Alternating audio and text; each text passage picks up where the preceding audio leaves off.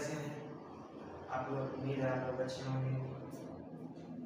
आज मैं आपको पढ़ाने जा रहा हूँ अम्ल, क्षार एवं लवण।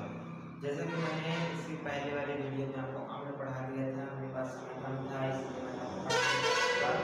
मैं आपको बताने जा रहा हूँ क्षार एवं लवण। अम्ल आप इस पुस्तक में मिल जाएगा, जब नहीं देखे होंगे वो लोग जाके देख लीजिएगा। उसमें अम्ल एकदम इसी तरीके से अच्छे से पढ़ाया गया है पूरा अच्छे से। अम्ल क्या होता है, जो शॉर्ट में खट्टे होते हैं, इसमें लाल लिटमस पेपर को नीला कर देता है, उसमें नील लिटमस पेपर को लाल कर देता है, H+ आयन देता है। बस यही है उसमें उदाहरण वगैरह है। अब आपको आगे ये पढ़ाने जा रहा हूँ मैं क्षार। क्षार क्या होते हैं, इसका स्वाद क्या होता है, ये क्या करता है, इसके परिवर्तन क्या है, इसके गुण क्या है, आपको एकदम अच्छे तरीके से बेसिक से एकदम जीरो से आपको पूरा डिटेल बताने वाला हूँ। तो बस आप वीडियो के अंत तक बने रहिएगा और एक लाइक जरूर करिए, अपने दोस्तों के पास भी शेयर कर दीजिए। तब मैं चलता हूँ पढ़ना स्टार्ट कराता हूँ। आप लोग अपनी ताकत करके रख दीजिए। सिर्फ याद नहीं, रट्टा नहीं मारना, सिर्फ आपके दिमाग में इधर डाल देता हूँ, बस आप देखते रहिए। सिर्फ क्या होता है, स्वाद में कड़वे होते हैं, स्वाद में कड़वा होता है। क्षार का आप जानते हो, क्षार क्या होता है, साबुन वगैरह देखो, सर्फ वगैरह, सर्फ को आप लोग हाथ में देखो, पानी लगाओ, क्या चिकने होते हैं ना, क्या होता है, छूने में चिकने होते हैं, बिल्कुल सर्फ स्लिप करता है। आप कहीं चिकने ये होते हैं, ये स्वाद में कड़वे होते हैं। कभी आप चख के देखा है, सर्फ या साबुन वगैरह चख के देखो, आप उसको चख कर देखो, क्या होता है, क्षार है, काट देता है। लेकिन आप स्वाद में कड़वे होते, छूने में चिकने। लाल लिटमस पेपर में क्या करते हैं, जल के साथ क्रिया करते हैं, क्या करते हैं, ये लाल लिटमस पेपर जब होता है उसको जब इसमें डालते हैं, क्या करता है, ये नीला कर देता है। और ये जलीय विलयन, जब इसका जलीय विलयन कराया जाता है, ये वो अम्ल क्या था, H+ आयन देते थे, लेकिन ये OH- आयन देता है। ये हमारा होता है, क्या होता है, गुण। इसे गुण मतलब क्या होते हैं कि स्वाद में कड़वे होते हैं, नीले लिटमस पेपर को लाल कर देते हैं, छूने में चिकने होते हैं, OH- आयन देते हैं। ये हमारा क्या हो जाएगा, क्षार। क्षार का डिफिनेशन ये हो जाएगा। अब आपको बता देखिए, उदाहरण जैसे साबुन, बेकिंग सोडा, विनेगर, मैग्नीशियम, ये देखिए MgO2, मैग्नीशियम हाइड्रोक्साइड, ये वगैरह है, ये सब आदि से भी बहुत उदाहरण है। ये क्या होता है, जल में घुलनशील, इसको भी कुछ होते हैं, क्या होते हैं, अल्कली कहा, जैसे अल्कली भी कहा जाता है। जैसे या जल में घुलनशील क्षारों को अल्कली भी कहते हैं, जल में घुलनशील क्षारों को उन्हें अल्कली भी कहते हैं। ओके, इसका pH मान कितना रहता है, pH मान 7 से अधिक रहता है, मतलब 7 से 14 के बीच में रहता है, 0 से 14 तक पूरा होता है। ये 7 से कम क्या होता है, अम्ल होता है, 7 उदासीन होता है, मतलब लवण होता है जैसे, और ये 7 से अधिक क्या होता है, हमारा क्षार होता है। तो आप ये देखिए, आप इसको समझ गए होंगे, नहीं समझ मैं आपको फिर से एक बार अच्छे से बता देता हूँ।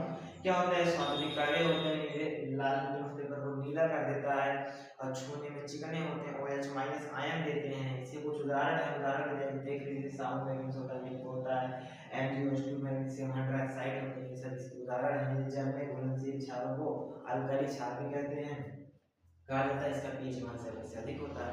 बस इतना ही है, इसको आप स्क्रीनशॉट कर लीजिए।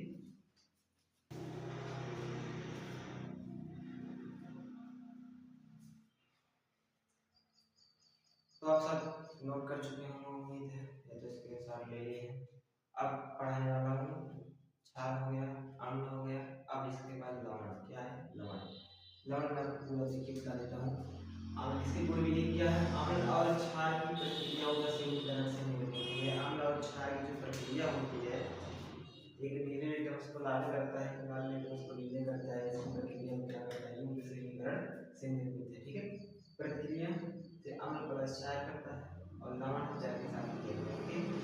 उदाहरण, sodium chloride, sodium chloride NaCl साधारण नमक, NaCl साधारण नमक, पोटेशियम सल्फेट, कॉपर सल्फेट, ये सब क्या है, लवण के उदाहरण है। ओके, इसके सूचक क्या है, लिटमस, मिथाइल, ऑरेंज और फेनोलाथेन जैसे पदार्थ जो रंग बदलकर अम्ल या क्षार की पहचान कराते हैं, इसके सूचक ही हो जाएंगे।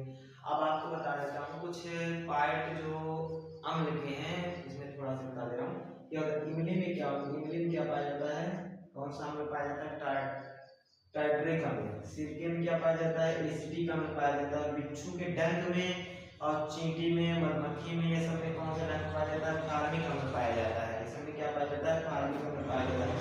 दूध या दही में कौन सा पाया जाता है? लैक्टिक अम्ल पाया जाता है। नींबू हो या टमाटर हो तो उसमें कौन सा अम्ल पाया जाता है? सिट्रिक अम्ल। क्या होता है? सिट्रिक अम्ल होता है। चींटी के, अभी मैंने आपको बताया, चींटी के डंक या बिच्छू के डंक या मधुमक्खी वगैरह जो होती है उनके अंदर फार्मिक अम्ल पाया जाता है। तो ये सब आपको समझ में आ गया, इसको आप स्क्रीनशॉट कर लीजिए।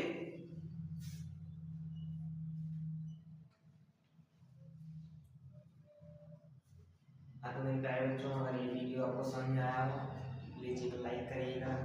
अगर इस वीडियो पर नए हो सब्सक्राइब जरूर करिएगा। अगर कहीं भी जहाँ समझ नहीं आया हो वहाँ कमेंट करके जरूर बताइएगा, इसके लिए इंतजार करेंगे। तो मेरे प्यारे बच्चों, आज आपको मैंने पढ़ाया अम्ल क्षारीय लवण। आपको उम्मीद है पूरा अच्छे समझ में भी आ गया होगा। धन्यवाद। तो अब मैं मिलता हूँ अगले वीडियो के साथ, इससे अगले इम्पोर्टेंट टॉपिक के साथ मिलते हैं। आप इसको स्क्रीनशॉट कर लीजिए।